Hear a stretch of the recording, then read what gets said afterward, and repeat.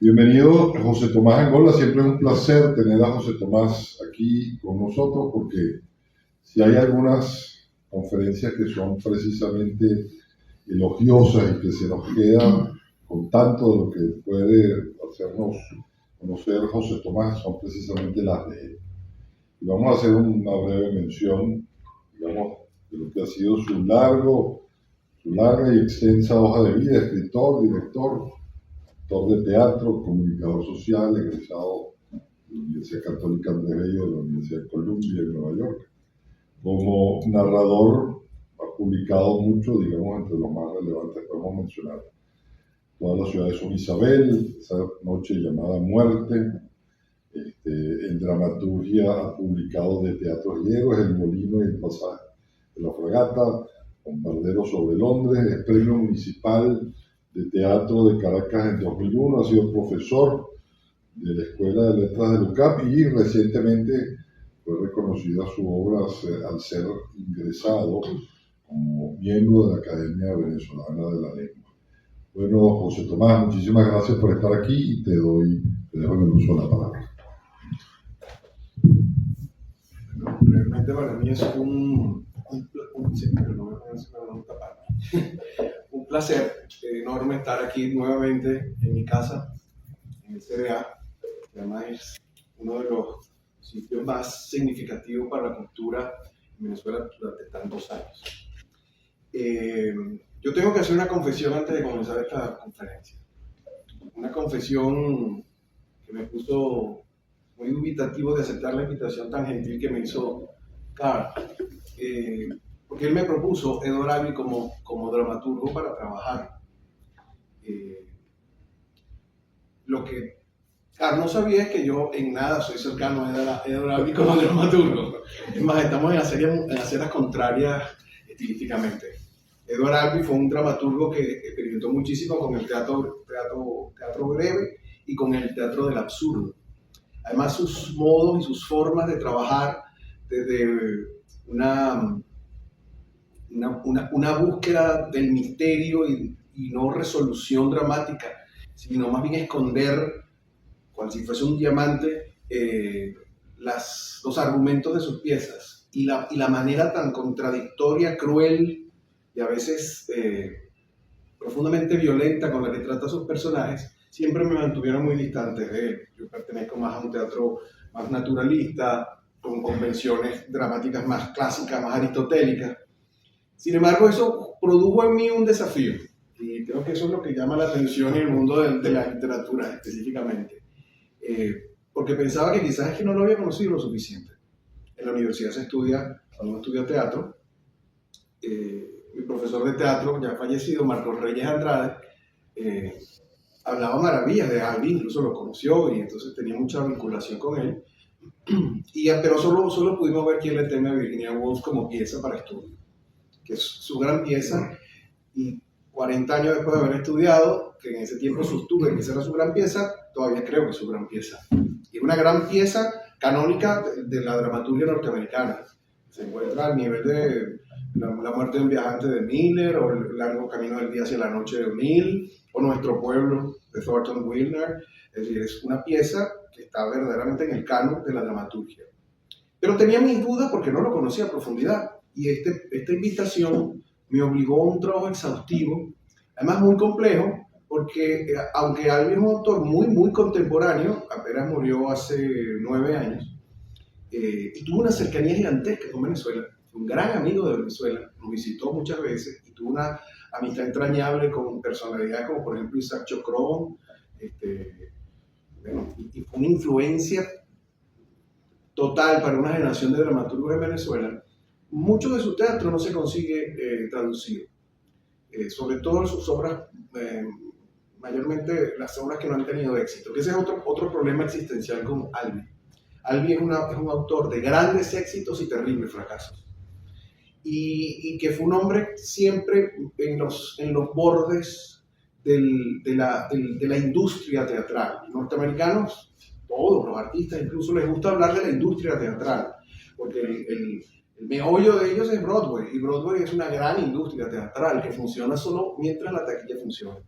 El espacio para la experimentación, para la vanguardia, es el off-Broadway y el off-Broadway que existe también. El asunto es que, bueno, ese desafío me pareció muy interesante y me lancé a investigar sobre Albee con la particularidad que hay mucho material que está en inglés. Y siendo un hombre de escritura tan enrevesada, también desafió mi conocimiento del inglés, sobre todo del slang y de la manera de hablarse de ciertos personajes que están muy acomodados a la época post-Bednick, es decir, finales de los 50, principios de los años 60. La vida de Albee, de todas maneras, cuando uno la explora y trata de comprender su obra a la luz de su propia vida, uno llega a fascinarse con él. Hay una enorme significación en el mundo de la creación artística, no solo hablo de la literatura, hablo de todas las manifestaciones artísticas. Es imposible desembarazarse del autor de su vida. Todo termina siendo materia casi biográfica. Uno dirá, bueno, pero hasta en la escultura, el estilo, el trabajo del modelaje del artista habla de su forma de vida, quién ha sido, qué ha estudiado, qué ha revisado, cuáles son sus influencias, cuáles son sus búsquedas. Eso evidentemente construye a los artistas. En el caso de Albee es muy poderoso su proceso de irrupción en el mundo. Nace el 12 de marzo en Virginia de 1928. Vamos a ir llevando las fechas porque las fechas son bastante significativas para su vida. Pero a las 2 semanas sus padres biológicos lo entregan en adopción. Él nunca supo quiénes fueron sus padres biológicos y cuando le preguntaban, ¿no quiere conocerlos? Y le dice, no, ¿cómo lo voy a conocer si no quieren saber? Desde bebé no quisieron saber de mí y me abandonaron, me entregaron. Pero, bueno, la vida es muy compleja y las vueltas son a veces muy afortunadas. Quienes adoptan a las 2 semanas de haber nacido a Albee son los Albee, Red y Frances Albee. Son una pareja de millonarios estadounidenses, dueños de una de las cadenas, realmente el abuelo de Edward, dueños de una cadena de teatros de vodevil por todos los Estados Unidos, 120 teatros, que era la cadena Keith Albee. Y por eso Albee se llama Edward Franklin Albee III. ¿Por qué? Porque su abuelo era Edward Franklin Albee II. Eso le resolvió la vida a Albee, aunque tuvo problemas terribles con su familia. Su padre adoptivo, apenas recibirlo, lo trató como una mascota que llegaba a la casa. Y su madre, que era una señora de alta sociedad y de alta estatura, era muy legendaria por ser muy alta, no era una mujer, no tenían hijos, no era una mujer dada a la crianza, no tenía la experiencia y quizá no tuvo la paciencia para enfrentarse a un niño que venía ya con esa carga genética desde el principio, ¿no? Peleó muchísimo con ellos y en la medida de las oportunidades trató de escapar siempre. Estuvo en los mejores colegios que pudo pagar su familia. Incluso estuvo en el Valley Forge Military School porque trataban de dosificarle el carácter, de dominarlo y doblegarlo. Pero él lograba siempre escaparse, huir, irse con los amigos. No es que fuese una persona que no le gustara estudiar, sino que era un hombre con una curiosidad y unas ansias de vida muy grandes. Pero en el año 46 llega a Hartford, Connecticut y estudia en el Trinity College, que aunque también lo único que pasa 10 años y medio, se tropieza con el teatro y eso cambia radicalmente su vida. Participa como actor en una producción universitaria, obviamente, de uno de los grandes dramaturgos de los años 30 y 40, que es Clifford Odets, que se llama Golden Boy. Y esto le cambia el panorama completamente a Edward Albee. En un afán de independizarse de la familia, cosa que al final no hizo, terminó aceptando el dinero de la familia y terminó viviendo muy bien, porque del teatro no se vive, ni se vive todavía. El asunto es que se separó y se fue de la casa en el año 48 y se instala en el Greenwich Village, en Nueva York, el sitio de la bohemia por excelencia. Eso era uno lo puede equiparar con el París de los años 20, de la época de Fitzgerald, de Hemingway, de todos ellos en ese momento. Ese era el hervidero de la gran movida cultural en los Estados Unidos. Pero vive de manera muy precaria porque no acepta el dinero de la familia. Y se pone a trabajar primero como vendedor en Bloomingdale y después entra como mensajero, repartidor de correo en Western Union. Con la ventaja que ese trabajo, como él lo decía y lo comentaba muchas veces, le hizo desarrollar una gran paciencia, porque se tenía a veces que quedar sentado esperando que le llegaran los correos para salir a distribuirlos, y entonces aprovechaba y escribía, y le desarrolló las piernas, porque lo único que tenía que hacer era caminar a entregar las cartas. En ese tiempo empieza a escribir. Los artistas tienen esa particularidad de tratar de construir su biografía a la usanza de una obra de teatro o a la usanza de una obra de ficción. Siempre le dijo a la prensa cuando estrenó su primera pieza, La historia del zoológico, que esa es la primera vez que en su vida escribía. Era más bien una forma de alentar cierta mitología alrededor de él. Lo cierto es que desde el año 48 está escribiendo. Escribió incluso una novela que no logró publicar nunca y que estaba desaparecida. Escribió mucha poesía que sí logró publicar en diarios, etc. Sin embargo, no alcanzó nunca ningún reconocimiento, premio o interés por parte de alguna editorial. Sin embargo, la oportunidad de estar trabajando en Western Union le permite escribir entre el año 55 y el año 58 una obrita. Dirán que despectivo. ¿Qué pienso yo con mi parte de subjetiva como es una obrita? Porque es una obrita de 15 páginas. Lo que pasa es que es una obrita rompeagua, que marcó la historia del teatro norteamericano y lo cambió, le dio un vuelco, que es Historia del zoológico. Esa obra, que dura escasamente 15 minutos de representación, fue el sello de calidad que se le dio a Alvey y lo convirtió de la noche en la mañana en la gran esperanza blanca, se usó incluso ese término en la prensa, la gran esperanza blanca del teatro norteamericano. Hay que entender un poco la fisionomía de generacional del teatro para comprender por qué cuando Alvey llega irrumpe de esa manera y cuál es la razón. El teatro norteamericano, vamos a decirle así, moderno, no contemporáneo, moderno, se instala a partir de, por supuesto, de Eugene O'Neill, el Sófocles norteamericano según Bernard Shaw, una de las figuras primeras de la dramaturgia universal.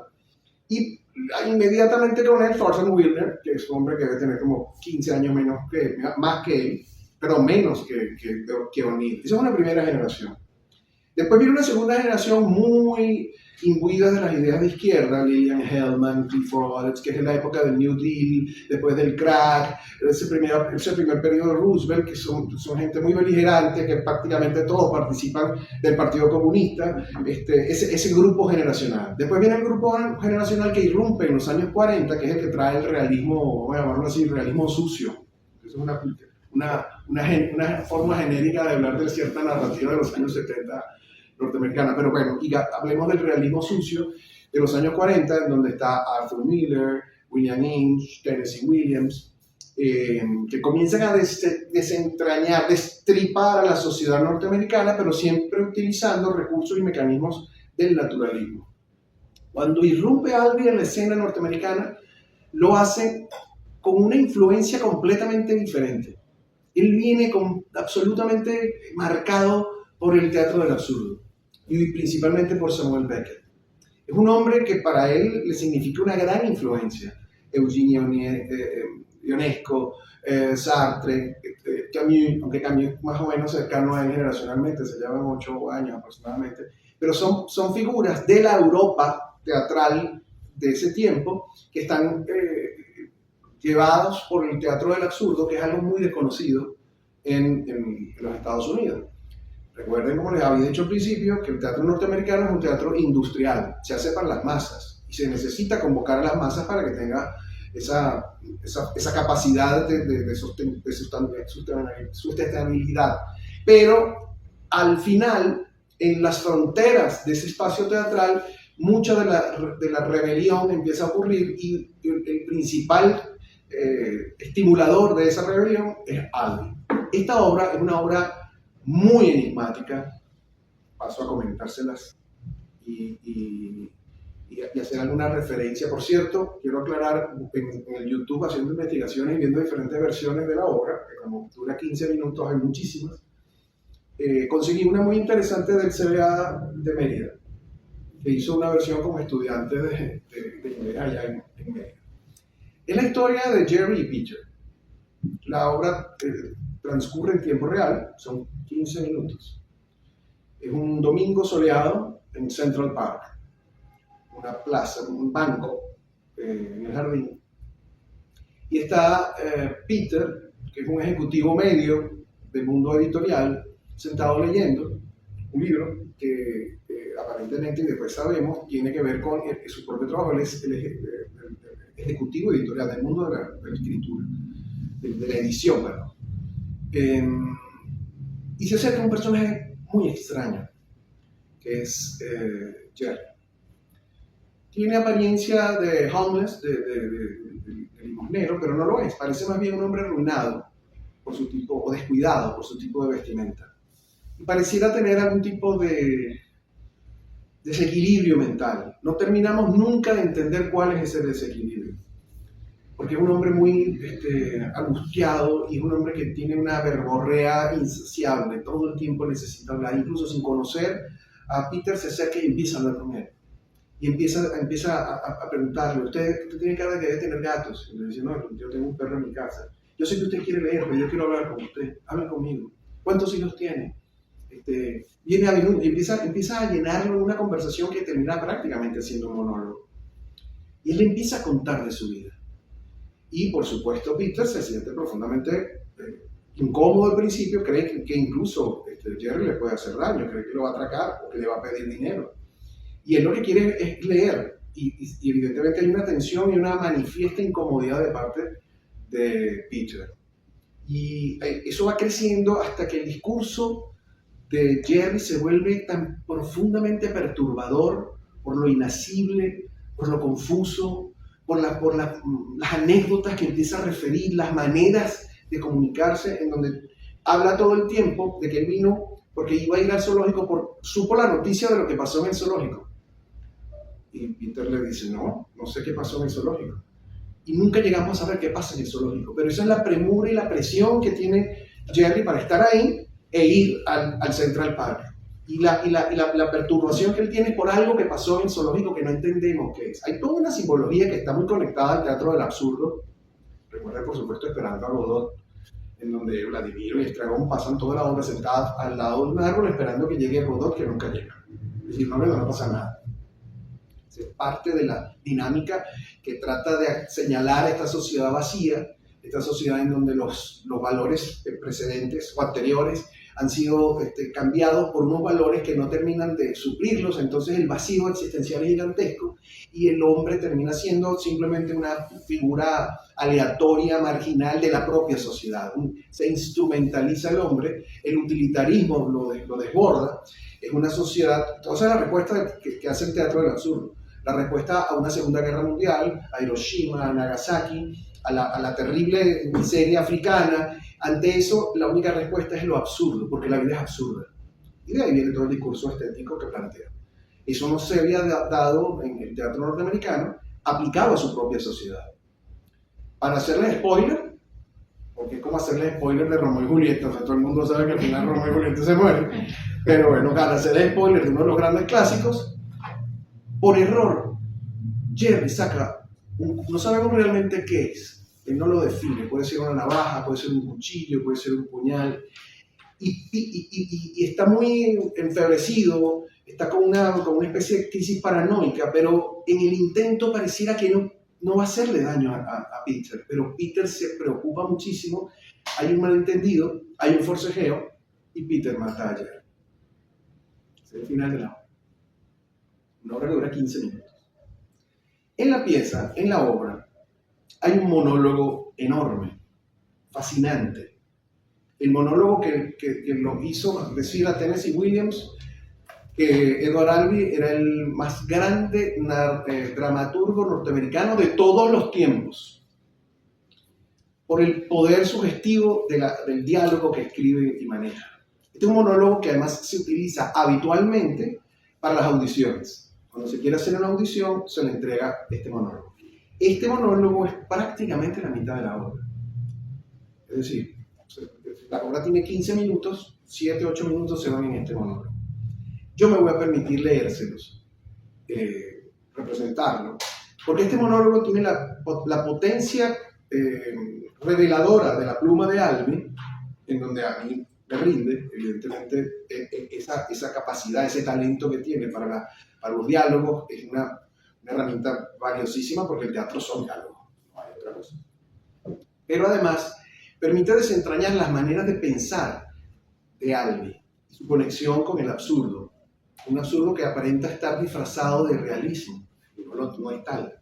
Y en donde él manifiesta unas formas de construcción dramática que se asemejan a la famosa teoría del iceberg de la que hablaba Vargas Llosa, recientemente fallecido, que había que escribir conociendo perfectamente la piedra de hielo gigantesca, pero solo revelando el tope, y que lo demás debía quedar sumido bajo la argumentación y la escritura. Pero eso pasa con esta pieza. Si me permiten, se lo voy a leer. Es un monólogo incluso que ya está completamente calificado. Se le dice habitualmente en el mundo del teatro, el monólogo del perro.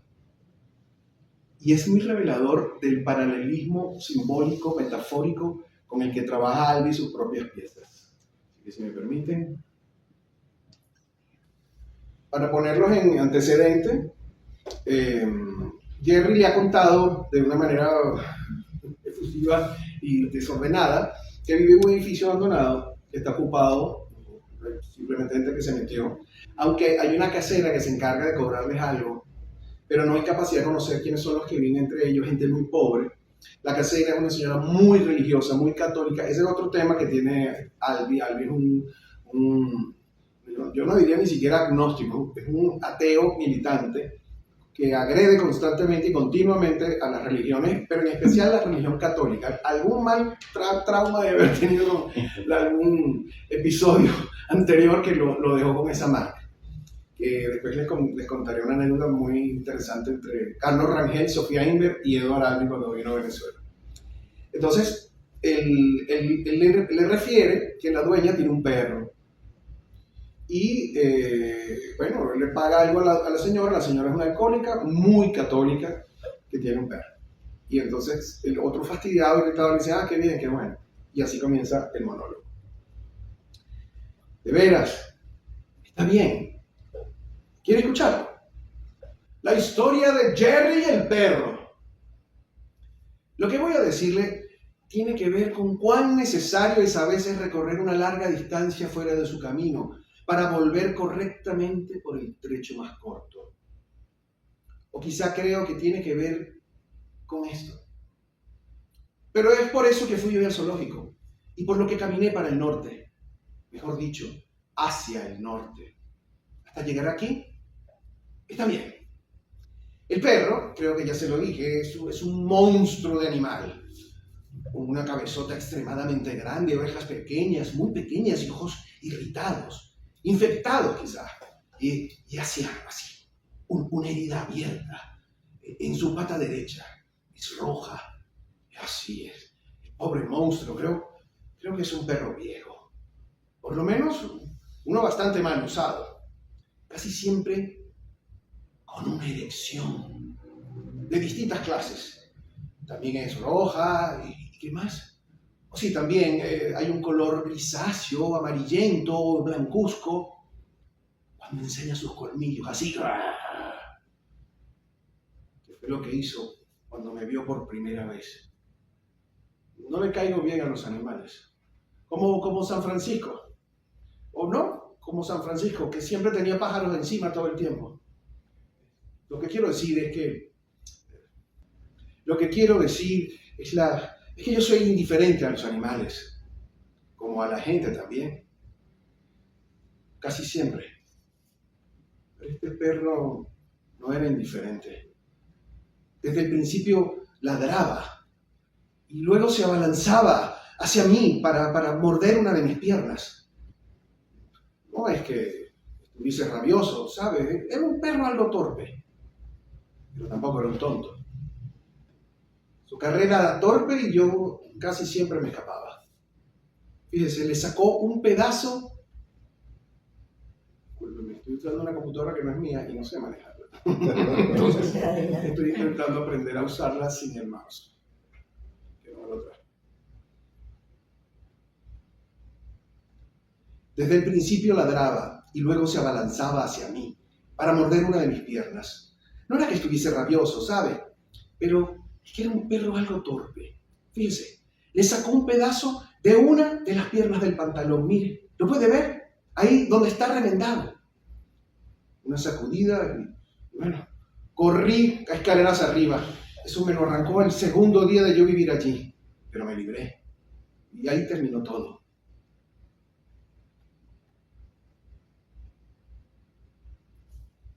Todavía no sé cómo los otros inquilinos se las arreglaban.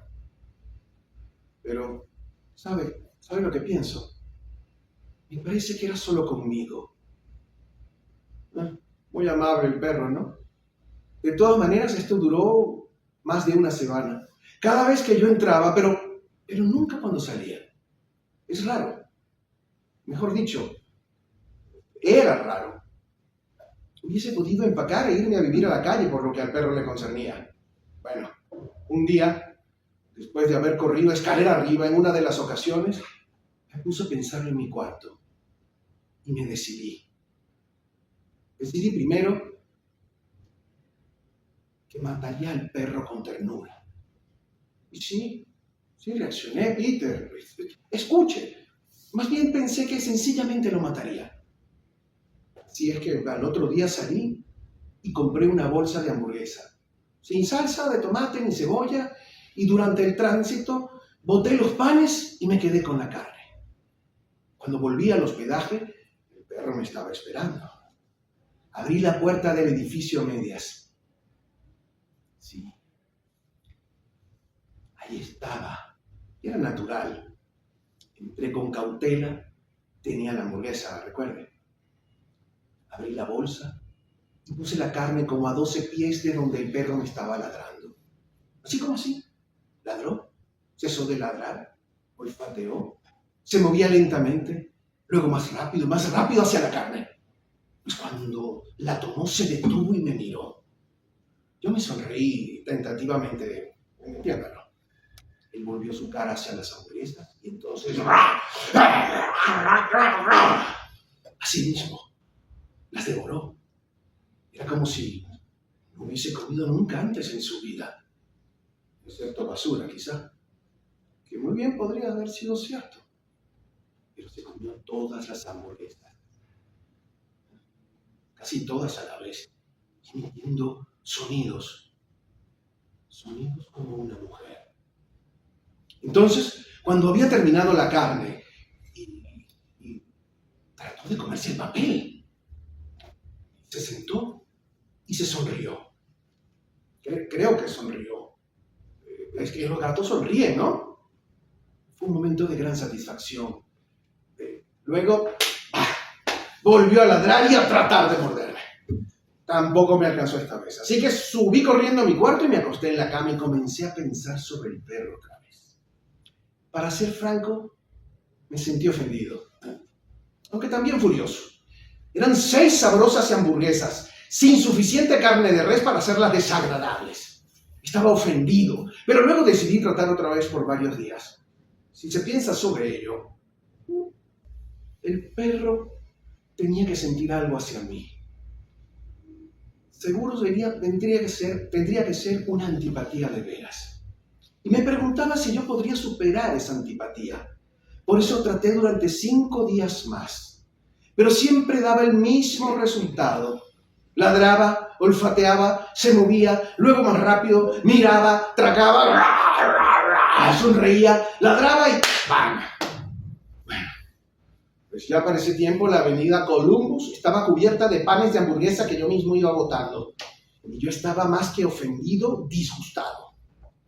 Así que decidí matar al perro. No te alarmes, Peter. No tuve éxito. El día que traté de matar al bendito perro, compré solo una hamburguesa. y lo que creí que era una poción suficiente de veneno para ratas. Cuando compré la hamburguesa, le dije al dependiente que no se molestara con ponerle el pan, que solo quería la carne. Esperaba alguna reacción de él, como no vendemos hamburguesas sin pan, o si quiere comerse la carne con las manos.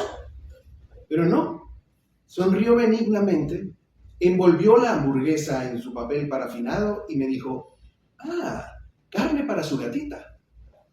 Yo hubiera querido decirle, no, de veras, es parte de un plan para envenenar a un perro que conozco. Pero no se puede decir eso, un perro que conozco, sin que se suene raro.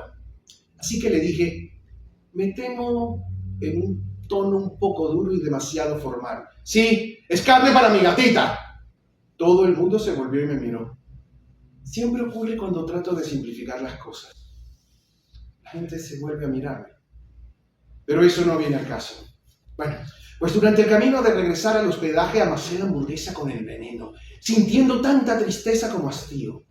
Abrí la puerta del pasillo y allí estaba el monstruo, esperando tomar la ofrenda para luego saltarme encima. Pobre diablo. Nunca supo el tiempo que tuvo para poder echarse a sonreír antes de atacarme, que ese era el mismo tiempo que yo tenía para poder huir.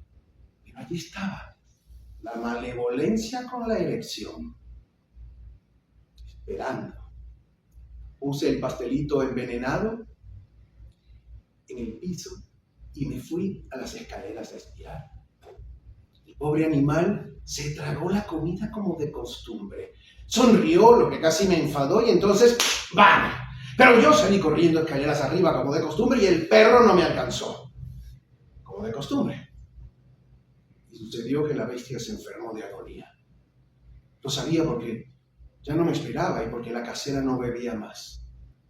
Me detuvo la misma noche del atentado y me confió la información de que Dios le había mandado un golpe fatal a su perrito. Ella había olvidado su salvaje lujuria y sus ojos estaban completamente abiertos por primera vez. Se parecían a los ojos del perro. Lloriqueaba y me imploró que rezara por su perro. Yo hubiese querido decirle, señora, yo ya tengo que rezar por mí, por el negro afeminado, por la familia puertorriqueña, por la persona en el cuarto del frente a quien nunca veo, por la mujer que deliberadamente llora detrás de su puerta cerrada y por el resto de las personas en todos los demás hospedajes. Además, señora, yo no sé rezar, pero para hacer las cosas más fáciles, le dije que rezaría. Levantó su cabeza y me miró. Me dijo que yo era un mentiroso y que probablemente quería que el perro se muriera. Le dije, y era tan cierto, que yo no quería que el perro se muriera. No lo quería. Y no porque había tratado de matarlo. Temo tener que decirle que yo quería que el perro viviera para ver cómo sería nuestra relación. Por favor, comprenda, Peter. Eso es muy importante. Tiene que creerme, ¿no es? Tenemos que conocer el efecto de nuestras acciones. Bueno, de todas maneras, el perro se recuperó. No tengo la más mínima idea de cómo. A menos que fuese el descendiente del perrito ese que cuidaba las puertas del infierno u otro sitio parecido. Estoy muy aplicado en mitología. Tú sí, ¿verdad? Hay un gran silencio. Te has perdido la pregunta de los $8,000. Peter, de todos modos el perro recobró su salud y la casera su ser, que en ninguna forma se alteró por el milagro del perro. Cuando regresé de ver una película en la Avenida 42, una película que había visto, o que se parecía a varias otras que había visto, después que la cajera me dijo que Perru no estaba mejor, estaba tan ansioso de que el perro me estuviese esperando. Estaba, pues, ¿cómo decirlo? ¿Atraído? ¿Fascinado? No, creo que no. No. Desesperadamente ansioso. Eso es, desesperadamente ansioso de encontrarme con mi amigo. Sí, Peter. Amigo. Es la única palabra para ella. Estaba desesperadamente, etcétera, de encontrarme con mi amigo. Vine a la puerta y avancé sin miedo al centro del pasillo.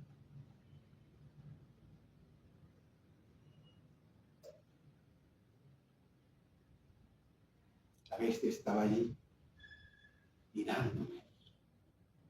Me detuve. Lo miré. Me miró. Creo que nos quedamos así por largo tiempo. Quietos, como estatuas. Solo mirándonos uno al otro. Yo lo miraba cara a cara, más que él a mí. Quiero decir, puedo concentrar más mi mirada en la cara de un perro que lo que un perro puede concentrar su mirada en mi cara. O cualquier otra cara, por lo que a eso respecta. Pero durante esos 20 segundos o 2 horas que nos miramos cara a cara, establecimos contacto. Ahora bien, esto era lo que yo quería que pasara. Amaba al perro ahora y quería que él me amara a mí. Yo había tratado de amar y había tratado de matar y ambos por sí mismos habían fracasado. Yo tenía esperanzas y de veras no sé por qué esperaba que el perro comprendiese nada, mucho menos mis motivaciones. Yo tenía esperanza de que el perro comprendiera. Peter, esa mirada en su rostro de clase media alta o de clase media baja, es que si uno no puede tratar con la gente, uno tiene que empezar por algún sitio. Con animales, ¿no ve? Una persona tiene que tener alguna forma de tratar con algo. Si no con gente, con algo. Con una cama, con una cucaracha, con un espejo, no sé. Es muy difícil. Eso sí, siempre evita sangrar. ¿Ves lo duro que es hallar las cosas? Con la esquina de una calle, demasiadas luces, todos los colores reflejados sobre las calles húmedas, con una bocanada de humo, bajadas pornográficas, las calles húmedas, con una caja fuerte sin cerradura, con el amor, con vómito, con llanto, con la furia, porque las damitas lindas no son damitas lindas, ganando dinero con su cuerpo, que es un acto de amor y te lo puedo probar, aullando porque estás vivo. Con Dios, que es un negro afeminado que usa kimono y se saca las cejas, que es una mujer que llora con determinación detrás de su puerta cerrada, con Dios, quien según me dijeron dio su espalda a todo el asunto hace tiempo, con algún día, con la gente, con una idea, con un concepto. ¿Y dónde mejor esta excusa para una cárcel? ¿Dónde mejor un pasillo? ¿Dónde? Sería un comienzo. ¿Dónde mejor para hacer un comienzo? Para comprender, ser solo posiblemente comprendido. El comienzo de una comprensión que con un perro. Solo es un perro. ¡Un perro! Es una idea lógica. El perro es el mejor amigo del hombre, recuérdalo. Así que el perro y yo nos mirábamos. Yo durante más tiempo que él. Y lo que vi en ese momento ha sido igual desde entonces. Cada vez que el perro y yo nos vemos, nos detenemos. Nos contemplamos con una mezcla de tristeza y de sospecha. Y entonces fingimos indiferencia. Nos cruzamos sin peligro. Tenemos un acuerdo. Es triste, pero hay que admitir que es un acuerdo. Estamos tratando de establecer contacto y hemos fracasado. El perro ha vuelto a su basura y yo a un solitario pero libre paso. Mejor dicho, no he vuelto. He ganado un paso libre y solitario. Si es que esa pérdida se le puede llamar ganancia.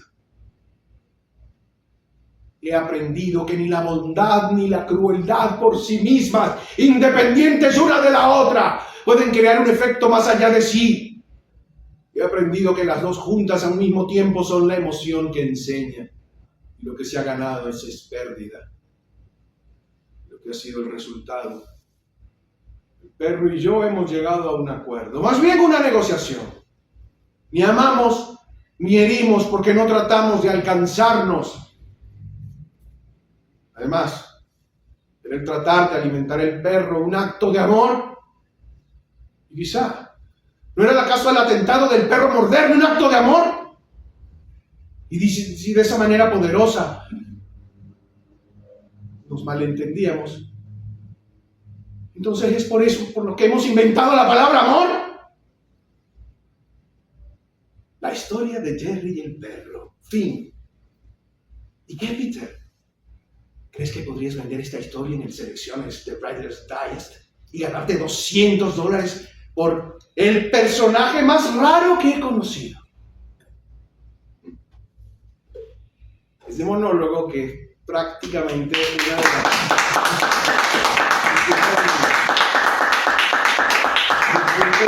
disculpen los problemas con el scroll, pero ese monólogo que es prácticamente uno de las grandes piezas de la dramaturgia norteamericana, fue lo que le llevó a este hombre maravilloso, dialoguista, nuestro querido Edward Albee, a entrar en la historia de la dramaturgia con una obra de 15 minutos, lo que hoy llamaremos microteatro. En esa época, porque es una cosa muy antigua, se llamaba normalmente teatro breve. Esa obra de teatro tenía tanto impacto en Venezuela que a los pocos años Elizabeth Shon estaba escribiendo una obra que se tituló Lo importante es que nos miramos, que le dedicó a Aquiles Nazoa y que justamente estrenó con Aquiles Nazoa en un programa que tenía Aquiles en BTV, que en ese momento era CBTV, que se llamaba Las cosas más sencillas, que en el caso de ella, lo que hizo fue parafrasear la obra. Es una mujer que está sentada leyendo en un parque un domingo en la tarde y se consigue con un hombre. Pero ellos hacen lo que hacen con el perro, empiezan a mirarse. Y ellos sí logran conversar y logran conectarse. Por eso la obra se llama Lo importante es que nos miramos. Y también hay una obra muy posterior de Rodolfo Santana, que es una persona que recibió un gran influjo de parte de Edward Albee, una pieza del año 88 que se llama Encuentro en el Parque Peligroso, en donde él también trastoca un poco la historia. Es una mujer que está sentada leyendo en un parque, pero es nocturna la escena, al final de la tarde realmente, y se acerca un pordiosero caraqueño, y empieza a hablar con ella. Esa forma de manejar los diálogos, aparentemente tan sencillos, pero tan llenos de esa magia del absurdo, de esa situación surrealista que aparentemente es realista. Él siempre habló de que sus personajes tenían que ser personajes desequilibrados, porque él no conocía a ninguna persona en la vida que fuese equilibrada. Que todas las personas éramos desequilibrados normalmente. Esta obra ganó el Obie. El Obie es el premio, el Tony del Teatro Independiente Norteamericano, que lo entrega el Village Voice, que es el periódico ese famosísimo que se encarga de toda la cosa vanguardista y que tiene como centro neurálgico esa zona. La historia con esa pieza es muy rara porque la pieza no se estrena en los Estados Unidos. Él en ese tiempo tiene como compañero de habitación, y después se supo que era su pareja. Él escondió mucho, no lo difundió, él escondió mucho su homosexualidad. Posiblemente la época era el motivo para ello. Sin embargo, no fue un hombre que nunca se sintió militante, y él lo decía: yo no quiero que me digan que yo soy un escritor gay. Yo quiero que digan que yo soy un escritor que por casualidad es gay. En el asunto del estreno, esta pareja de él, que era su roommate, William Flanagan, compositor norteamericano, tiene un amigo en Italia, a él le rechaza la pieza 25 veces, manda la pieza a Italia, el amigo músico tiene un amigo actor suizo que está trabajando en Alemania, y estrenan esa pieza en Alemania, junto a una pieza de Samuel Beckett, que se llama la última grabación o la última cinta de Krapp, que es también una obra de teatro absurdo breve, en el Schiller Theater. Y se vuelve un éxito, lo empieza a hacer gira por toda Alemania, se gana un poco de premio la obra, y entonces aquí le ven el filón y lo estrenan en un teatro off-Broadway. Albee es el rey del teatro off-Broadway. Tardó mucho en llegar a Broadway, y en Broadway tuvo unos grandes fracasos, muy pocos éxitos. Entonces, él realmente su carrera la pudo desarrollar con mucha más tranquilidad en el teatro off-Broadway. Ese año, del año 60, estrena una cantidad impresionante de obras que venía escribiendo desde los años 50, finales de los años 50, una llamada La muerte de Bessie Smith. Bessie Smith fue una famosa cantante norteamericana de blues que murió en el final de los años 30 en un accidente de tráfico, pero él aprovecha eso para hacer una declaración muy fuerte contra el racismo.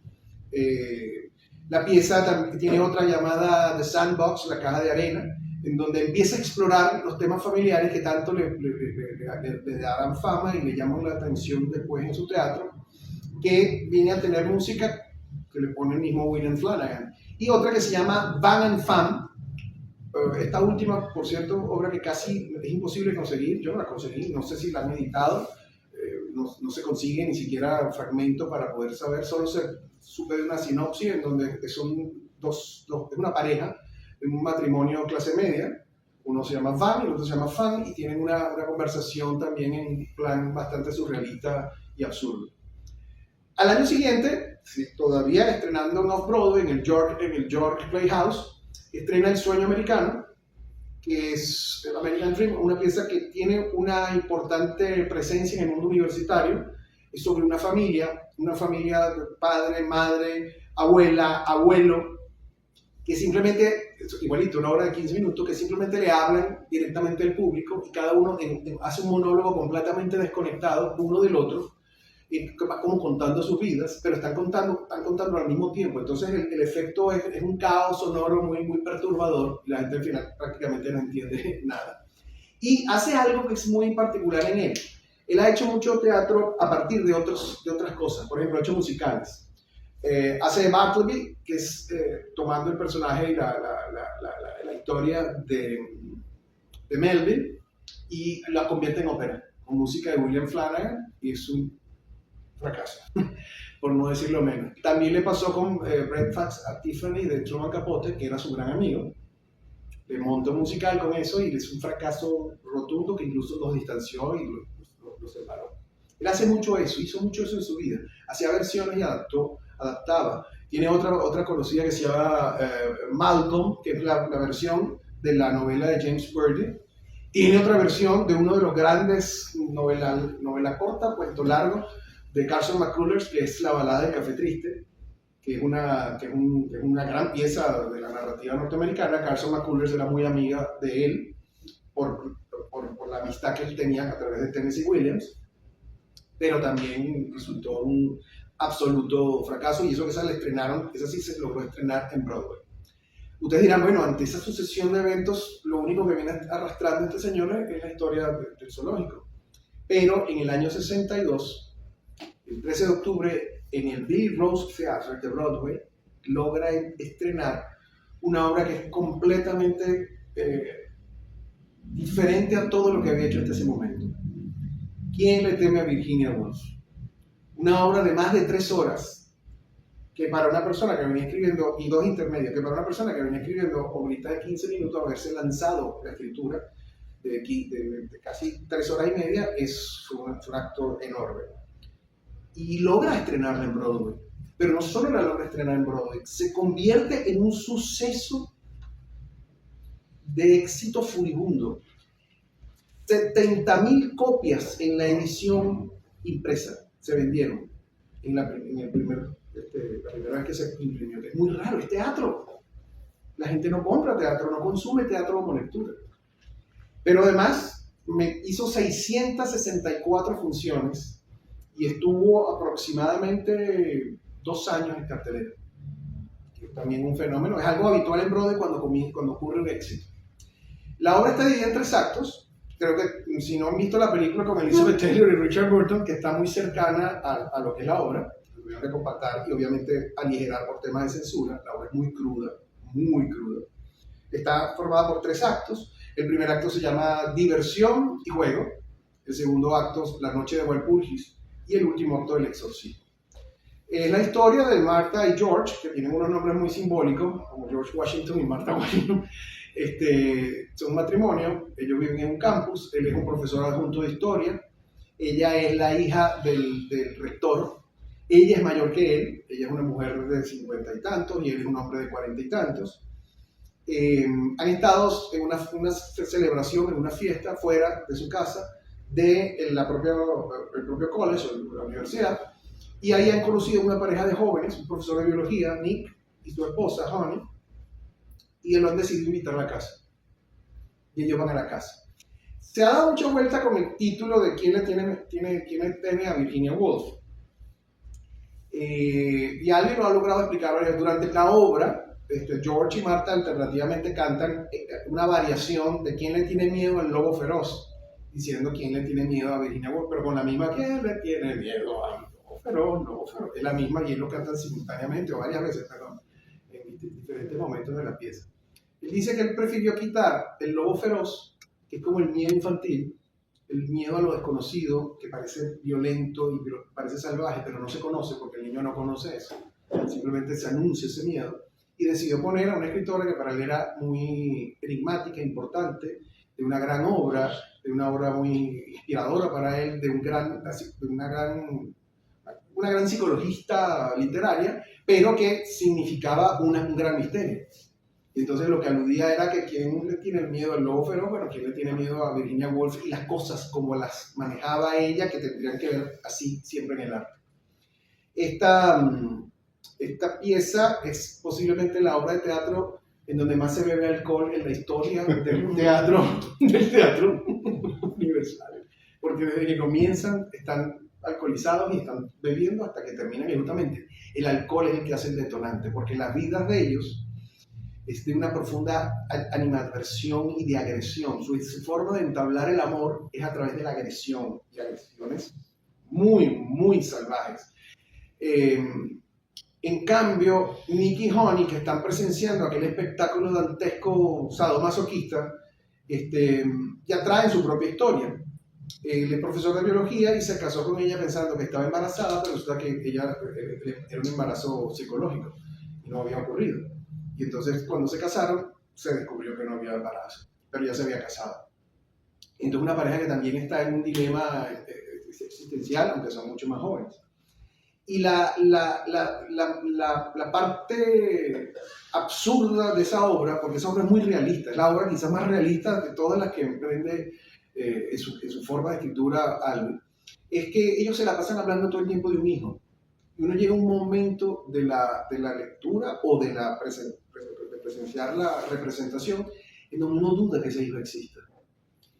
Y hacia el final de la pieza, George le dice, vino un cartero y entregó una carta, que tu hijo se mató en un accidente de tránsito. Y Marta enardece, se enfurece, y entonces uno se entera que es un juego que ellos se han montado para poder tratar de sobrevivir o de existir dentro de cierto lineamiento burgués, ¿sabes? La pareja que tiene un hijo y entonces esa fórmula que entonces ellos van a tener que volver a embarazar, te voy a tener que volver a embarazar de mentira para que vuelva. Ese cuento del hijo que no nace como la otra que tiene el embarazo psicológico, hay todas unas cosas que se conectan y que hablan un poco de esa forma de señalamiento crítico a la sociedad a través de las convenciones que se supone tienen que existir siempre para que sean considerados como familias normales o familias ejemplares. También más adelante se va a ver. ¿Con quién le tiene miedo a Virginia Woolf? Hay una cosa muy particular, que es que él no se ganó el Pulitzer, pero eso lo hizo más famoso que si se lo hubiese ganado. Él no le dan el Pulitzer por esta obra. Los dos asesores, el Pulitzer es un comité que lo entrega a la Columbia University, John Mason Brown y John Gassner, que eran dos grandes críticos, eran asesores, pero no tenían derecho a voto, el comité era el que decidía. Y ellos le proponen que no hay forma alguna que no le vaya a dar a esa obra el Pulitzer. Y el comité, en un arranque un poco inesperado, decide no dárselo. Y se armó un escándalo internacional que técnicamente no defenestró, pero le hizo perder mucha credibilidad al Pulitzer en ese momento. Por cierto, ese año que no le dieron el Pulitzer, se lo dieron a un venezolano, Héctor Rondón, que le dieron el premio por la fotografía en el Porteñazo. Entiendo, creo que es el único venezolano que ha recibido un Pulitzer. Ya estamos en el año 63. Y yo quiero empezar a vincular a Alvey con Venezuela, porque me parece de lo más fascinante. Podríamos hablar horas de sus 60 piezas teatrales. No puedo porque no las conozco todas, no las pude ver completas. Pero siento que lo verdaderamente relevante de Alvey en su propuesta como dramaturgo, más allá de su establecimiento en el canon norteamericano, fue la manera como él se abrió a la cultura internacional, ya primero por el influjo que recibió europeo, pero además por la forma como construyó. Él fue un embajador constante de lo que hacían dramatúricamente en los Estados Unidos y quería conocer constantemente lo que pasaba en el mundo. Por eso tuvo grandes relaciones con gente en Italia, en Inglaterra, en los países incluso del bloque soviético. Visitó Rusia, visitó Checoslovaquia, visitó China. Tenía una forma de establecer conexiones Y para eso, el sistema diplomático norteamericano se valió de él y lo mandó con muchos destinos y viajó a través del mundo en esas fórmulas de intercambio que se verificaban, que ocurrían antes en el mundo artístico. Pero en Venezuela, la primera vez que se estrena una obra de Albi es 3 años después de este estreno en Broadway de Quién le tiene miedo a Virginia Woolf, Quién le teme a Virginia Woolf. Y la trae a Venezuela el grupo de teatro de la compañía del Instituto de Teatro de la Universidad de Chile. Unos estudiantes universitarios estrenando algo en Venezuela, ¿cómo es eso?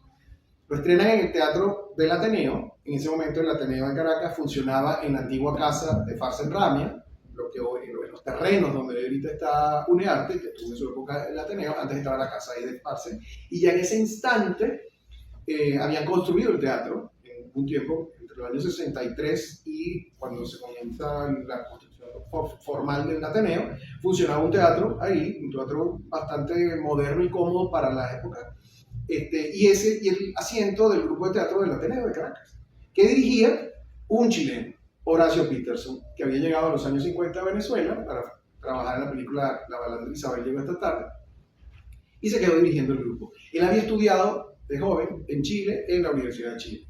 Pero además hizo un contacto, y esta es una figura muy importante que hace que es un gran puente entre Edward Albee y Venezuela.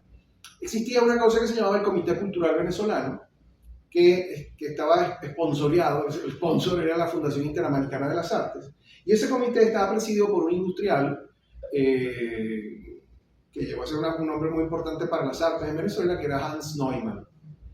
Hans logra financiar que este grupo chileno venga y se presentan y están 3 semanas de éxito radical y absoluto, que para el momento de la época y la realidad de ese tipo de teatro fue un suceso completamente. Y tuvo 3 semanas en temporada en el Ateneo del antiguo Ateneo de Caracas. Yo quisiera hacer una forma de equiparar cosas. Tennessee Williams y Arthur Miller contaron siempre durante muchos años de su vida con un gran director que los comprendió y logró llevar a la escena, transportar, traducir en imágenes sus obras, y esa forma de complementación, de complementariedad, permitió generar grandes éxitos. Por ejemplo, La Bruja de Salem, Un tranvía llamado Deseo, es el mismo director, que es Elia Kazan. Albee tiene también el mismo evento. Tiene un director que es Alan Schneider, que es el que prácticamente le dirigió todas sus obras hasta que falleció, y entonces Albee decidió empezar a dirigir sus propias piezas. Es más, la forma como muere Schneider es terriblemente, parece una obra de teatro de Albee. Va a Londres a estrenar una pieza de Edward Albee, y tiene para cruzar la calle al teatro, parece que hay una calle sumamente con tráfico, y la primera vez que lo va a cruzar está viendo al revés. Y entonces un amigo lo detiene y dice: no, cuidado, es que siempre me confundo, siempre creo que estoy en Estados Unidos. Al día siguiente no estaba el amigo, y lo atropellan y muere, yendo al teatro a ver a la obra que iban a preparar para Albee, el estreno. De ahí en adelante Albee decidió, más adelante les voy a comentar algo que ocurre en la entrevista de Carlos Rangel y Sofía Inver, como ya le dije, en donde da su explicación de por qué dirige sus propias piezas. Pero quería hacer esa aclaratoria porque eso es típico en el teatro norteamericano. Hay directores que se asocian con dramaturgos y logran tener tal comunión en su manera de ver el fenómeno teatral que se establecen unas relaciones que son de por vida. Voy a seguir con su relación con Venezuela. Esa es la primera vez que se estrena una obra de teatro de Albee en Venezuela, 66. La segunda vez, que es cuando se estrena la historia del zoológico, del zoo, que aquí se llamó extrañamente, no sé quién habrá hecho la traducción, El cuento del zoo, la estrena un grupo fundamental de nuestra historia teatral, que es el Nuevo Grupo. El Nuevo Grupo, establecido por Isaac Chocrón, Román Chalbó y José Ignacio Cabrujas, y aunque también estaba Esther Bustamante, Elian Pérez Borja, un grupo, John Lange, hay un grupo enorme de gente que estaba detrás de ellos, pero ellos son las cabezas y los que instauran el teatro. Se funda en el año 67, y a los meses ellos invitan a un director uruguayo que estaba haciendo vida en Cuba, incluso era el director de la Compañía Nacional de Teatro de Cuba y acababa de fundar la Escuela Nacional de Artes Dramáticas de Cuba, que significó uno de los más grandes directores que jamás hemos tenido en Venezuela y que creó una escuela y abrió las puertas del teatro venezolano hacia una modernidad escénica, al menos en el plano de los directores, que es Hugo Ulibe. Invitan a Ulibe, y Ulibe cuando viene a Venezuela, que se queda viendo como 5 o 6 meses lo que está pasando, da clases, etcétera, etcétera, lo invitan a que dirija y hace el estreno de El Cuento del Zoo, que debería ser la historia del zoológico, que ocurre y lo hace simultáneamente con una pieza que dirige Román Chalbaud, que se llama La Tigresa, de Murray Shishka, que no conozco la pieza. Y de ahí en adelante Hugo Ulibe comienza a caminar junto al nuevo grupo y le hace estrenos gigantescos y maravillosos a Isaac Checron, que son hoy en día también son parte del canon de nuestra dramaturgia, no solo en Venezuela, latinoamericana, en Latinoamérica. En el año 69, fíjense que hasta ahorita no ha ganado Pulitzer, y todo lo que ha estado presentando en Broadway, que son unos musicales después de Quienes tienen miedo a Virginia Woolf, son fracasos rotundos. El Desayuno con Diamante, Desayuno en Tiffany, duró 6 funciones. En el año 69 muere William Flanagan, su pareja, el hombre que lo había ayudado, que había hecho que le había permitido estrenar la pieza en Berlín y de ahí en adelante comenzar su recorrido. Pero además, unos años antes había muerto su padre. Y su madre, un ser extraño, una señora de mucha alta sociedad y además, repito, de una estatura muy, muy importante, le dice que él tiene que cuidarla. Aunque la relación es terrible, había tenido una separación y un distanciamiento, tiene que cuidarla porque tú eres mi único hijo. Y él acepta y comienza una relación tortuosa con su madre, muy tortuosa. Pero él acepta cuidarla y la cuida hasta que ella muere. Y por ende, ahí se reconecta con todos los bienes de la familia, con la herencia de la familia, que le permite una vida muy cómoda, y establece fondos para ayudar a los jóvenes estudiantes y a los nuevos autores en teatro. Establece fondos de beca, fondos editoriales, todo a través del dinero que tiene la familia. Y eso habla también de una vocación. Por muchos años fue profesor universitario, especializado en drama, y tiene una reputación que todavía conserva, porque la fundación se extendió después de su muerte, continúa, de buscar talentos y tratar de descubrir nuevos talentos en el mundo dramatúrgico norteamericano. En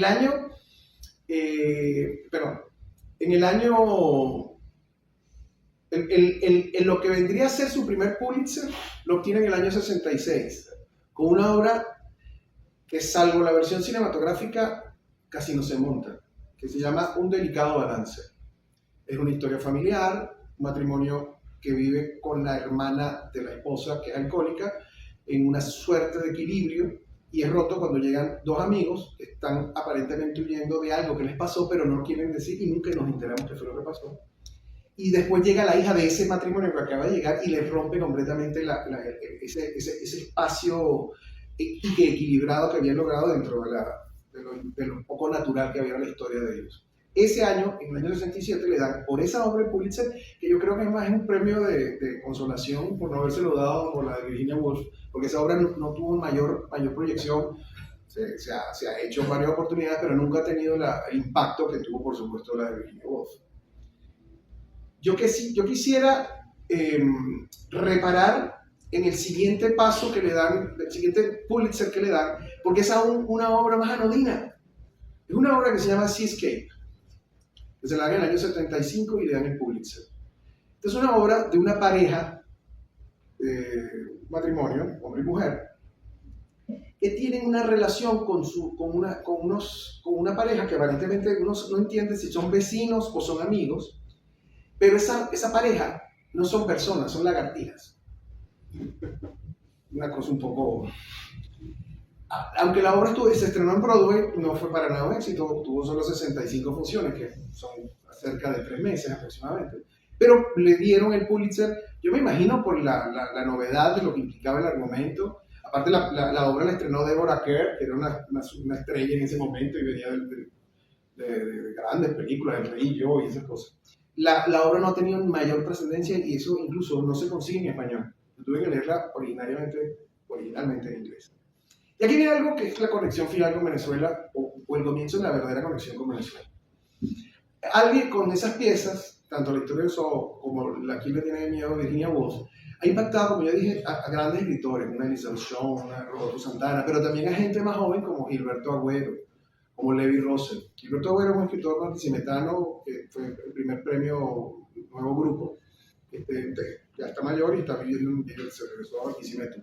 Pero fue un hombre importante en su tiempo, fue de esas nuevas vanguardias que estaban apareciendo, esas nuevas generaciones en la vanguardia que estaban apareciendo en Venezuela. Chocrón es una figura que tiene un paralelismo con la vida de Albi. Y eso es algo que yo creo que nadie lo ha reparado en ello. Albi y Chocrón son grandes amigos.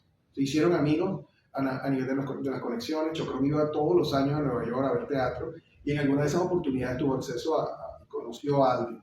Pero no solo eso, Albi después tuvo muchas diferencias para con el teatro venezolano. Pero yo veo un paralelismo gigantesco. Por ejemplo, ambos tienen una diferencia de solo 2 años. Isaac nació en 1930, Albi en 1928. Los dos estrenan al mismo tiempo. Albi está estrenando en el año 60, Chocrón estrenó en el año 60 Mónica y el Florentino. Y tienen 3 de sus obras de teatro más importantes ocurren en un lapso de 4 años. En el caso de Albi, desde Historia del Zoológico hasta Virginia Woolf. Chocrón desde el Mónica y el Florentino hasta Animales Feroces, que es su cierre, que es el año 63, que es su cierre de su periodo de exploración, voy a llamarlo así, de vanguardia, su periodo experimental. Después regresa un poco a un teatro, o regresa no, va hacia un teatro mucho más realista. Pero además, por ejemplo, ambos estudiaron en colegios militares. Ambos estaban enfrentando con su conducta sexual una realidad que era completamente adversa en la sociedad en la que estaban viviendo. Ambos se convirtieron de la noche a la mañana en los hitos dramatúrgicos de sus países. Eran las respuestas naturales a lo que venía anteriormente. En el caso de Chocrón, era la respuesta a César Rengifo, a la tradición del sainete, a Miguel Otero Silva. Es decir, era una respuesta con un teatro completamente nuevo. Y creo que eso también los unificó y los acercó como personas del mundo artístico. En el año 80, una figura que a lo mejor conocieron, oyeron, un embajador norteamericano muy importante, que está vivo todavía, por cierto, tiene 95 años, que se llama William H. Lewis, que fue embajador en Venezuela entre el año 78 y el año 82. Un hombre de las artes y para las artes. Embajador que fue embajador en Checoslovaquia, estuvo aquí en Venezuela, fue oficial en la embajada de Moscú, es decir, un hombre que estaba y trabajó directamente en el Departamento de Estado. O sea, un hombre de grandes, pero además fue 13 años presidente del Met, del Metropolitan, después que se retiró, y ahorita sigue conservando su cargo, debe ser más honorario, como profesor adjunto en la Columbia University en International Affairs. Es decir, es un hombre muy versado con la cultura, gran amigo de una cantidad de gente de la cultura. Él es en que ese periodo trajo una cantidad enorme de autores que seguramente pasaron por aquí. John Cheever, William Styron, Arthur Miller y Edward Albee. Y Edward Albee, la conexión para venir acá y el financiamiento, aparte de la Embajada Americana, la Universidad Simón Bolívar es la que propone el intercambio, pero quien apoya en todo lo que implica la manutención, el establecimiento de los programas, es Hans Neumann, justamente. Y cuando él viene a Venezuela en el año 80, él acaba de terminar de estrenar en Broadway un fracaso, que duró unas semanas, que se llama The Lady from Dubuque. Y a las 2-3 semanas está aquí en Caracas. Y lo primero que hacen es que lo recibe la alta inteligencia y el alto movimiento cultural venezolano, cuya líder era Sofía Inver. Sofía estaba manejando no solo las páginas de cultura del Universal, sino que tenía un programa con su marido, Carlos Rangel, que se llamaba Buenos Días en Venevisión. Y le hacen una entrevista sumamente desafiante, porque Carlos arranca el programa, yo tengo la traducción, o sea, la transcripción completa del programa, arranca el programa diciendo, vamos a hacer una cosa muy especial, pero nuestro invitado no habla español. Entonces, Sofía va a hablar, yo voy a servir de intérprete y la que va a entrevistarlo es Sofía Inver. Y empieza esa mujer a lanzarle un disparo a ese hombre. Le dice, bueno, usted es el del exitoso quien le teme a Virginia Woolf, pero de ahí en adelante todo lo que he hecho no ha levantado cabeza. ¿Por qué? Y entonces le responde, porque todo el mundo quiere que yo o vuelva a escribir una cosa como la historia del zoológico, o vuelva a escribir una historia como de quien le tiene a Virginia Woolf. Y yo quiero hacer lo que yo quiera. Lo que pasa es que mis críticos en algún momento se van a cansar de decirme que todo es malo y van a empezar a decirme que todo es bueno, porque así pasa con la crítica. Después le dispara muy fuerte y le dice, todo su teatro es desangelado, es existencialista, es amargado, no hay salida. ¿No será porque usted no tiene una visión católica de la vida? Y le dijo, bueno, si fuese así el teatro de Eliot sería profundamente esperanzador y es bastante desangelado también y tiene una visión católica. Eso no tiene nada que ver una cosa con la otra. Y entonces a ella le pregunta, ¿no le parece muy ambicioso de su parte querer dirigir sus piezas? Esa mujer no tenía pelo en la lengua. Y él le responde esto. Yo he sido afortunado y mis piezas han sido dirigidas en el mundo entero por excelentes directores. Por ejemplo, Ingmar Bergman en Suecia, Franco Zeffirelli en Italia, Peter Brook en Gran Bretaña. Es decir, muy buenos directores han emprendido la puesta en escena de mis piezas. Pero me pareció que si yo podía ser director, posiblemente podrían llegar a estar más cerca de mi intención original que cualquiera de estos excelentes directores, porque ellos no tienen acceso a mis propios pensamientos. De manera que estudié con cuidado todo lo que ellos hacen y aprendí a ser director de teatro, porque creo que a estas alturas estoy más interesado en que la gente vea con claridad y exactamente lo que yo trato de hacer. Estoy más interesado en la interpretación de la exactitud de mis intenciones que en las mejoras que algún buen director pueda hacer.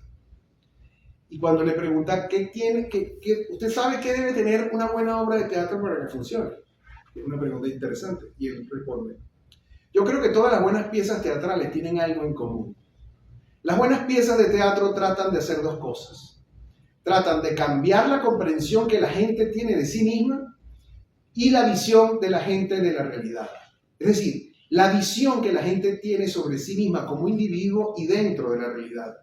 Pero también las piezas de teatro tratan de hacer algo sobre la forma, que es lo que conforma la pieza de teatro, o sea, el formato de lo que es una obra de teatro. Tratan de expandir los límites del género dramático. Y entonces le pregunta a ella después, ¿y usted lo logra?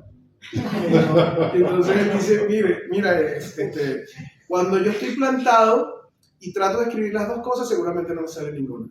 Pero cuando solo trato de escribir una de esas dos cosas, seguramente también me sale la otra.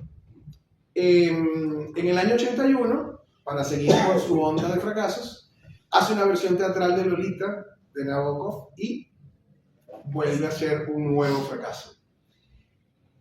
En el año 80, esa visita en el año 81, en el año 80, le obligó a viajar varias veces al interior. Y en uno de esos viajes fue un joven periodista, que por cierto hoy está de cumpleaños, un joven periodista que también incursionaba en el teatro, que estaba trabajando como periodista en Universal a las órdenes de Sofía Inver, que es Javier Vidal.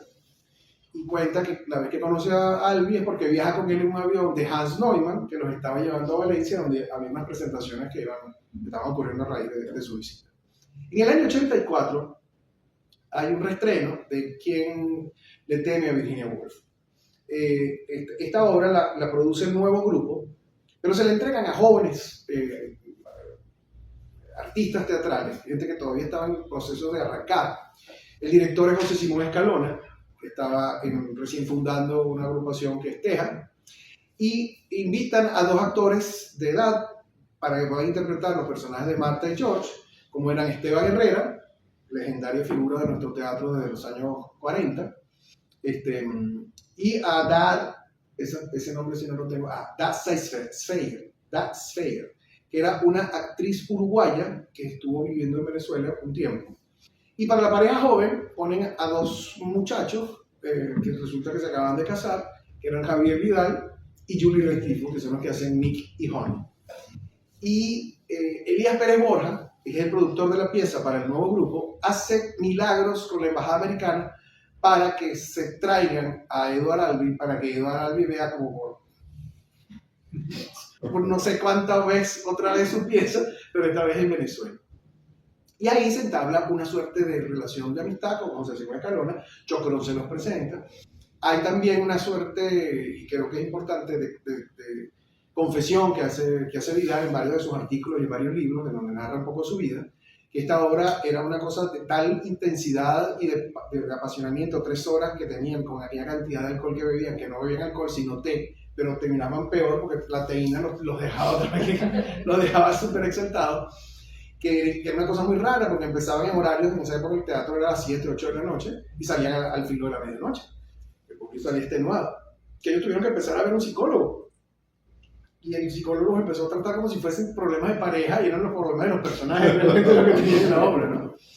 Y eso permitió que José Simón Escalona pudiese viajar a través de una invitación que recibió a lo que sería la conferencia anual de dramaturgia, que era una conferencia anual norteamericana, pero que por cumplir 20 años se abrió e hizo unas invitaciones internacionales, y por Venezuela fueron José Simón Escalona y Xiomara Moreno.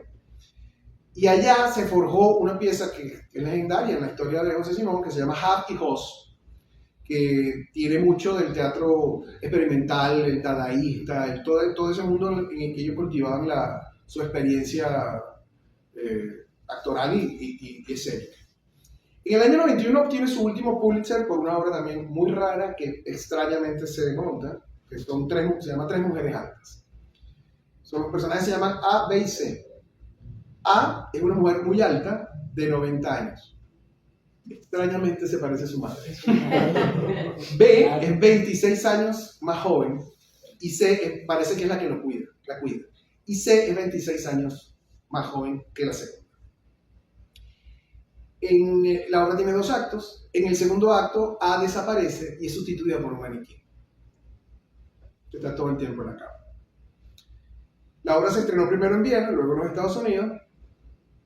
Por como se da cuenta, es un argumento muy Albee, y le entregan el Pulitzer, su tercer Pulitzer, el año 94. Extrañamente, ninguna de sus grandes piezas, las piezas que lo hacen pasar a la historia, tienen algún reconocimiento. Esas piezas sí son montadas cada cierto tiempo. Hace nada había un remontaje de video en Broadway. Es decir, son piezas que se están constantemente montando. Esas piezas quedaron establecidas de una vez en el canon, pero estas 3 que ganaron los Pulitzer son las cosas más anodinas y extrañas que hay. La última pieza relevante en mi percepción, me tocó estar muy cerca de ella. Yo a Albee no lo conocí. Yo viviendo en los Estados Unidos, yo viví en Nueva York un tiempo, en el año 95, me invitaron en una oportunidad a un evento en el Lincoln Center y estuve a 40, 50 metros de él, lo vi a lo lejos. Pero me dice Edward Albee, sí, claro, me parece conocido. Por cierto, quería comentar, cuando vino en el 84, vino muy dado, muy franco y se reunió con todo el mundo. Fue la época en que Vasco Sinetar le sacó la fotografía famosa en el espejo. Fue la época donde José Pulido le hizo unas entrevistas maravillosas cuando él lo montó en el carro para venir de Maiquetía a Caracas. Fue la época en donde Carlos Pérez Ariza, Isaac Chocron, todos se reunían en casa de Isaac a comer, a cenar con Albee. Es decir, hubo una apertura muy grande al medio teatral venezolano, porque él dijo que él quería conocerlos a todos y quería leer el teatro de todos y ayudarlos. E incluso cuando José Simón Escalona viaja a los Estados Unidos, ese mismo año 84, quien lo patrocina de alguna forma, no con dinero, sino que le crea una especie de padrinazgo, es Albee, porque Albee es uno de los principales promotores de esa Convención Nacional de Dramaturgia en los Estados Unidos. Le comentaba que la última obra que logra tener un impacto es una obra muy difícil, muy cruda, muy Albee, que se llama La Cabra o ¿Quién es Silvia? Hay un juego simpático de querer usar nuevamente una forma de pregunta en un título. ¿Quién le teme a Virginia Woolf? ¿Quién es Silvia? Para tratar de conectarse. Hay una atmósfera en ese mundo, pero muy cargado de surrealismo. Es la historia de un arquitecto, Martin, muy exitoso. Está casado con Stevie, una mujer muy clase convencional norteamericana de sociedad, que no trabaja, se dedica a su casa, colecciona arte, es una mujer de su casa. Tienen un hijo, Billy, que es gay, que no logra entrar en la casa, es decir, el padre no lo acepta.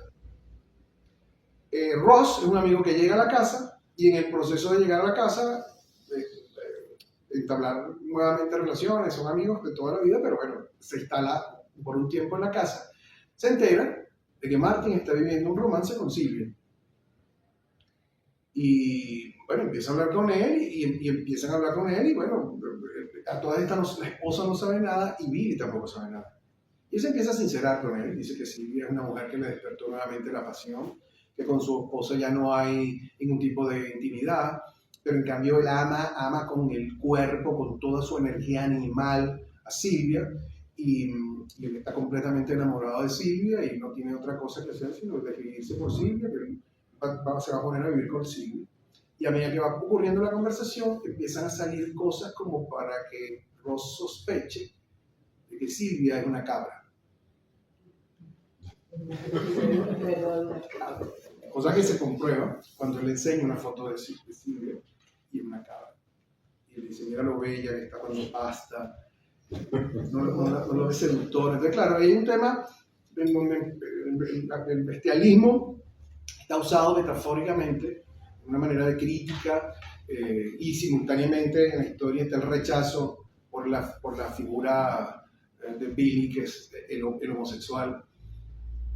Ross detona el clímax de la pieza es cuando yo lo tengo que decir a tu esposa y crea un conflicto de magnitudes de holocausto porque naturalmente es una cosa muy terrible y la única razón final que puede aducir Martin o la única salida que puede proponer Martin es decidir, ¿se acuerdan del perro de Jerry? Envenenar a la cama. Matar a la cama. Es la única manera de poder finalizar todo aquello, pero la familia queda totalmente deconstruida, queda totalmente partida.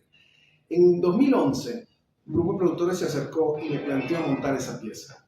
Yo les dije algo parecido a lo que les acabo de decir cuando Carmen me invitó. Y le dije, yo no soy cercano al teatro de alguien, me cuesta. O sea, dos piezas que son para mí cimeras, yo no creo tener los atributos ni ser la persona ideal. Y me entregan la cabra que yo no la había visto porque no había ido a ese tiempo a los Estados Unidos ni conocía ningún texto. Y quedé muy perturbado con el texto y le dije con toda la sinceridad del caso, yo no puedo dirigir esto. No sabría cómo. No tendría porque no entiendo los personajes. No entiendo el arrebato de Martin. Aunque tú me puedas argumentar que es absurdo, no hay que entenderlo. Yo vengo de un teatro que necesita entender los resortes emocionales. Los emocionales los puedo comprender hasta cierto punto. Pero en caso incluso específico de esa obra, la crítica tan descarnada al convencionalismo de las estructuras de la sociedad norteamericana, las formas de pareja, que ella viene denunciando sistemáticamente desde hace mucho tiempo, creo que tienen un eco demasiado hondo y cruel, porque la obra incluso se convierte en algo muy cruel, anecdóticamente. No quiero con esto negar los méritos de alguien, para nada, por favor. Simplemente quiero que se comprenda que no tengo yo los recursos ni las habilidades que son necesarias para poder enfrentar la producción de una obra como esta de Albi. Incluso en este proceso de lectura que traté, yo tenía rato que no leía Albi, dije, bueno, a lo mejor el tiempo me ha dado callo, me ha permitido limar las perezas que tenía yo con Don Edward, me ha permitido quizás tener nuevas experiencias y abrir mi mente un poco, pero creo que fue al revés, me costó muchísimo más y fue mucho más duro el proceso. Yo creo, en efecto, tiene que existir ese tipo de dramaturgos. Y yo entiendo lo que significó para la sociedad norteamericana el rompimiento que hizo. Fíjense cómo los círculos se cierran. Él le había dicho a Sofía Inver y a Carlos Rangel que la crítica siempre me pide que yo escriba lo mismo. Su última pieza de teatro se llama At Home at the Zoo, a la casa en el zoológico.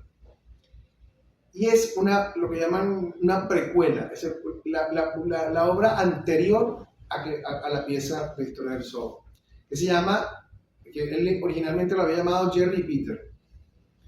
Y el acto 1 se llama Home Life, que es esa pieza, que dura 15-20 minutos. Jerry Peter. Y el acto 2 se tiene que hacer la historia del soul.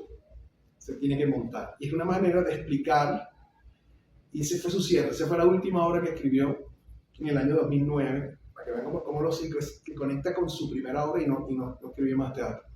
En el año 2005 había muerto Jonathan Thomas, que había sido su pareja del año 71. Él siguió teniendo vida social, salía en el Instituto de las Artes, lo invitaban, pero estaba ya realmente muy relegado, la diabetes lo tenía muy complicado de salud, y en el 16 de septiembre del 2016, es decir, hace menos de 10 años, hace 9 años, fallece en su casa de Nueva York. Un hombre que le tuvo un afecto particular a Venezuela, que tuvo grandes amigos aquí en Venezuela. Uno de ellos, como ya les comenté, fue Isaac Chacón, y que permitió que el teatro venezolano tuviera salidas, sobre todo hacia Off-Broadway. Recuerden que en esos tiempos, hacia los años 60, un grupo de dramaturgos venezolanos lograron tener éxito y lograron estrenar en Broadway, Off-Broadway. Uno de ellos fue Ricardo Acosta, hoy bastante olvidado, el de Agua Linda, etc. Agonía y Muerte de Caravaggio, que fue un hombre importante del teatro universitario, pero además fue un hombre importante del teatro como dramaturgo y director. Y el otro es Levi Rose, que llegó a estrenar Viva Soluleca Off-Broadway, estuvo haciendo temporada en Nueva York, todo hacia finales de los años 60. Y en mucho de eso, la vinculación con ese mundo Off-Broadway, las relaciones que tuvo siempre, por ejemplo, Rajatabla con Joseph Papp y La Mama, tiene que haber tenido un germen, no puedo afirmarlo como completa propiedad, pero deben haber tenido un germen en donde la presencia de Edward Albee, la cercanía de Edward Albee con todo este grupo teatral, influyó y benefició y ayudó a la difusión del teatro venezolano. Bueno, si tienen algunas preguntas que quisieran hacer, que quisiéramos preguntar, no creo que tenga yo las respuestas porque ni el propio Albee no las tenía, pero en algo puedo ayudar, encantadísimo. Una pregunta ya más personal, que sí, o sea, desde su punto de vista, en el mundo de la inmediatez que tenemos, ¿es sostenible crear una pieza de 3 horas hoy en día? ¿Hay público para eso? Sí. Yo creo que hay público para todo, uno no puede menospreciar al público. Aunque el público está ahorita forzadamente acostumbrado a ver mensajes de 140 caracteres, de ir a temporadas de microteatro para 15 minutos, de ver videos de 1 minuto en Instagram. Pero ven series de 6 temporadas en Netflix. Entonces, ven que si hay tiempo. La gente se sienta y una tarde ve todos los capítulos que no vio de la temporada. Totalmente. Yo tengo una experiencia. A mí me gusta mucho, estoy empeñado en una cruzada personal un poco loca, bastante loca. Estuve muy dedicado al teatro clásico. Ahorita en enero y tuvimos una experiencia, está Labor Zambrano que la presenció y la grabó, una experiencia de una cosa que llamamos teatro clandestino, invitacional, es para 15 personas. Hicimos Danza Macabra de August Strindberg, 3 horas y media, en un sótano de una casa. Que por cierto se parece muchísimo a quien teme a Virginia Woolf, pero en tiempos de la Suecia de finales del siglo XIX. Pero el año pasado yo monté en el Centro Cultural Chacao, el Mercader de Venecia, 2 horas 40, 3 actos, un intermedio, 5 actos. Y ojo, es verdad, no es lo mismo que ir a presenciar una comedia que abarrota la sala, ¿no? Pero más de la mitad de la sala había hecho una sala de 700 butacas. Claro, pero hizo el comentario que estaba escrita para 3 horas, pero que en algunos casos se fue más. Claro, la recorta. Ahorita hay mucho miedo, es verdad. Hay algo que pasa muy. Uno le pregunta, están entrevistando a alguien, ¿y cuánto dura la obra? Yo prefiero que me pregunten, ¿tu obra es buena o mala? Sería más sincero y me obligaría a tener una forma de respuesta mucho más honesta. Pero cuando me preguntas, ¿es larga? Yo preguntaría, es como que, ¿acaso tú no quisieras que tu vida fuera larga? ¿Cuál es el problema? Lo que no quiere es que sea fastidiosa, lo que no quiere es que sea mala, lo que no quiere es que sea olvidable, no. Lo que quiere es que sea larga y buena, porque cuando algo es largo no quiere que se acabe. Yo siempre uso el efecto de cuando uno está comiendo en una comida deliciosa, uno no quiere que eso se acabe nunca. Pero si el primer bocado sabe horrible, te quieres parar y te quieres ir. Entonces igual pasa con el arte. no creo que haya mucha diferencia. Ese proceso se va a revertir. Se va a revertir porque los propios muchachos, yo que soy profesor te lo puedo decir, los propios muchachos están llegando a un punto de alienación y de hastío tan grande por la superficialidad, por el nivel tan básico de todo. Ellos mismos se están dando cuenta que saben de todo y no saben nada, que tienen opiniones y tienen una expresión que me parece bastante patética y triste, que es mi verdad. No existe tu verdad. Existe tu visión, existe tu opinión, eso es legítimo y la puedes tener y defenderla, pero eso no es la verdad. La verdad es la verdad es una sola cosa. Que todos tengan visiones de esa sola cosa es diferente, pero no existe mi verdad.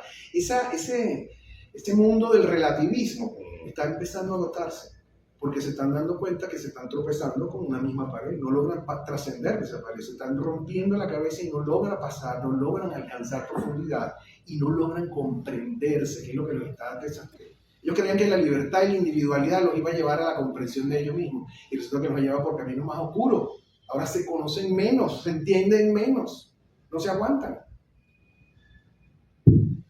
Una preguntita, ¿realiza talleres o solamente da clases?